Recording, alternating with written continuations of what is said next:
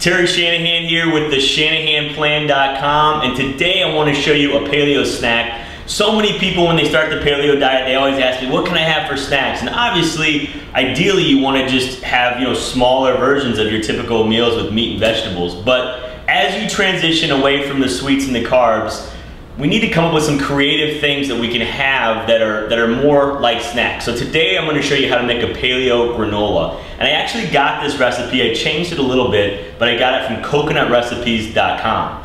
So what I'm going to do, if you come right over here, I'm going to show you, the first thing we're going to do is get a small saucepan like this and turn it on a medium to low heat. And I put a ½ cup of coconut oil in it. Then I'm going to put 3/4 cup of honey. So I'm gonna pour it over the top just like this. I might put a little less than 3/4 cup. After that, I'm gonna put a touch of vanilla. The recipe calls for 1 tablespoon.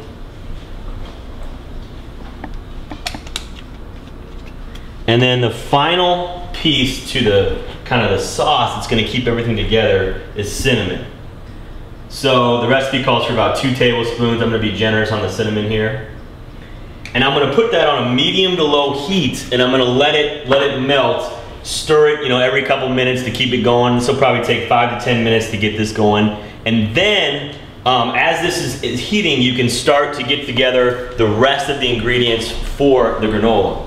The first thing we start off with is raw shredded coconut.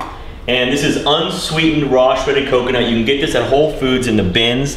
They also have toasted or untoasted. This is none of this is toasted. The recipe did call for toasted, but I didn't see it at Whole Foods, so we're just using the unsweetened regular raw shredded coconut.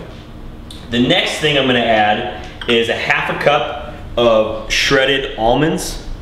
Let's throw it right in there. A ½ cup of pumpkin seeds. ½ cup of sunflower seeds, and then in this bowl I have combined a ½ cup of raw almonds and a ½ cup of raw pecans. So all of the nuts and seeds are raw. Put them in this pan just like this, and as soon as the liquid piece of this that's going to hold it together is done cooking, you're going to pour it over the top. So we'll be back here shortly and show you what that looks like.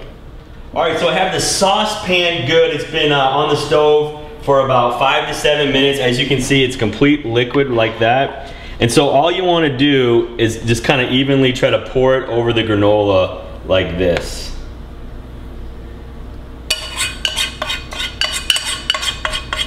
And so what I did is I preheated my oven to 350 degrees, and I'm going to get ready to put it in there, and it's going to cook for about 20 minutes. But you're gonna need to stir it every 5 minutes to make sure it's cooked evenly.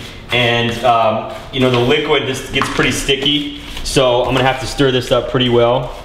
And as soon as it's evenly distributed and all of the liquid is on the mixture, then I'm gonna throw it in the oven.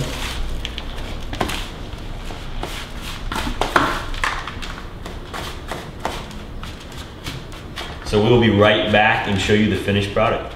All right, so I just pulled the paleo granola out of the oven, and as you can see, it's cooked up real nicely. And what you can do is after that, you can add some dried fruit if you'd like.